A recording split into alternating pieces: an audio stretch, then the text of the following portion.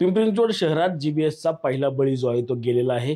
नक्की हा बळी कोण गेलेला आहे? काय त्याची मेडिकल हिस्ट्री होती?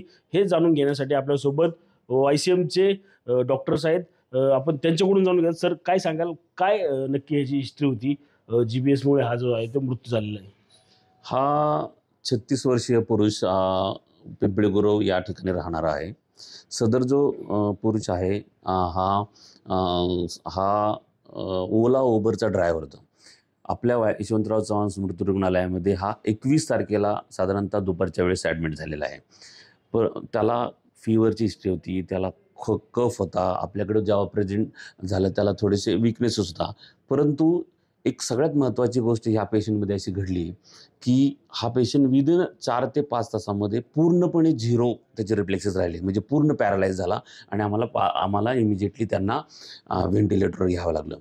त्यामुळं आमच्या आपल्या यशवंतराव चव्हाण स्मृती रुग्णालयामध्ये पूर्णपणे प्रोफेसर मेडिसिन डिपार्टमेंटचं युनिट आहे. त्यांनी इमिजिएटली त्याच्यावर प्लाझ्मा ही ट्रीटमेंट केली. जेणेकरून जी-बी-एसचे सिम्प्टम्स पूर्णपणे दिसून येत होते. दुसऱ्या किंवा तिसऱ्या दिवसा जो काही इन्व्हेस्टिगेशन्स पुन्हा झाले, त्याच्यामध्ये असं दिसून आलं की त्याला बायलॅटरल निमोनिया आहे. दोन्ही फुफ्फुसामध्ये त्याला निमोनिया दिसून येत होता. म्हणजे हा हा रुग्ण ह्यापूर्वीपासूनच त्याला आजार असल्याची शक्यता नाकारता येत नाही.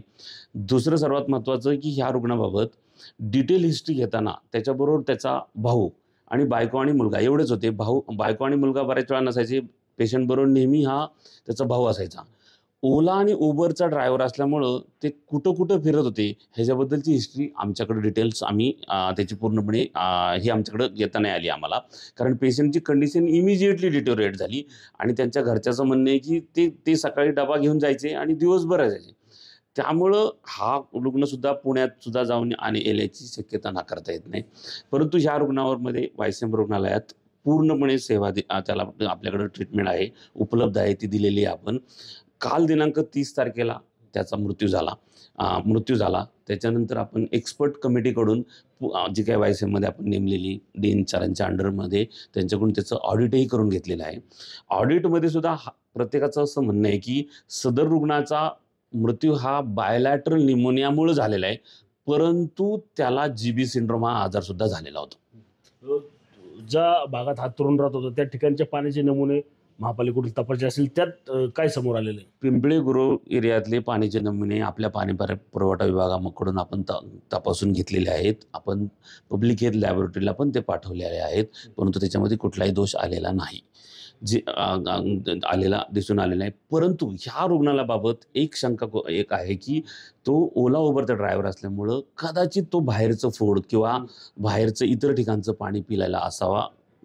आणि त्यामुळं त्याला जे काही सुरुवातीला सिम्प्टम्स आले, जनरली ड्रायव्हर किंवा इतर जे काही म्हणजे जनरल समाजातील लोक असतात, की सर्दी खोकला फार अंगावर काढण्याची शक्यता असते आणि मग त्याला लेट प्रेझेंट जेव्हा त्याला वाटायला लागले, की आपल्याला वीकनेस वाटायला लागला आहे पायाला वगैरे, तेव्हा ते डायरेक्टली वायसीएममध्ये 21 तारखेला आले. आणि एक्सरेमध्ये जो पिक्चर दिसतोय निमोनिया हा कधीच 2 किंवा 3 दिवसांनी होऊ नाही शकत. त्याला मिनिमम काही 8-10 दिवसाची तरी हिस्ट्री लागते.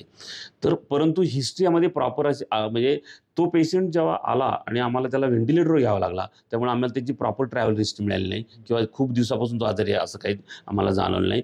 परंतु फास्ट प्रोग्रेशन आणि त्याच्या कंडिशन डिटोरेट होण्याची जी काही पद्धत दिसते, त्याच्यावरून हा पेशंट बायलॅटरल निमोनिया ह्याच्यामुळे डेथ झालेला आहे. परंतु त्याला जी सिंड्रोमसुद्धा नर्व्ह कंडक्शन टेस्ट पॉझिटिव्ह आहे. आपण पाहिलं तर मोठ्या प्रमाणात लोकांमध्ये भीतीचं वातावरण आहे. काय आव्हान कराल नागरिकांचं? खरं तर मी परत एकदा मागच्या वेळेस मी बोलताना हे सांगितलंय, की ह्या आजाराला घाबरायचं कारण नाही. ह्या केसमध्ये काही डिफरंट पैलू पण आहेत. मी जसं तुम्हाला म्हटलं बायलॅटरल निमोनिया आहे, रेस्पिरेटरी इलनेसेस आहेत. हा रुग्ण त्या भागामध्ये सुद्धा ट्रॅव्हलिंग करून आला असू शकतो किंवा हे तिकडून आलेला असतो. कदाचित लवकर आला असेल तर आपण त्या दृष्टीने त्याची आणखी ट्रीटमेंट करू शकलो असतो. कारण 4च तासात त्याला 0 पॉवर होते. म्हणजे ती पॉवर मागं सुद्धा गेलेली असेल त्याची काही दिवस. तर ह्याच्यावरून असं दिसतंय की लोकांनी फक्त असे काही सिम्प्टम्स आले तर रुग्णालयात यायला पाहिजे. मागच्या वर्षी पण आपल्याला वर्षभरात आपल्याकडं जी-बी-एसचे केसेस आहेत, मी मागेही म्हटलं. हे काही नवीन नाही आहेत. सद्यस्थितीला 13 केसेस आहेत आपल्याकडं, 5 डिस्चार्ज झालेले आहेत, बाकीचे पेशंट स्टेबल आहेत. परंतु काही लाखामध्ये 0.11 केसेस जी काही डेथ होती त्याच्यापैकी हे, तर आमची पूर्ण एक्सपर्ट टीम ह्याच्यावर काम करते. आम्ही ह्याच्यातूनही आणखी काही कॉज आहे का ह्याच्याबाबत सुद्धा आम्ही प्रयत्न करतोय, की जेणेकरून एक्झॅक्ट आपल्याला पिक्चर कळेल की कारण कारण ह्या रुग्णालयामध्ये ट्रॅव्हल हिस्ट्री आमच्याकडे प्रॉपर नसल्यामुळे. रणजित जाधव, TV9 मराठी, पिंपरी चिंचवड.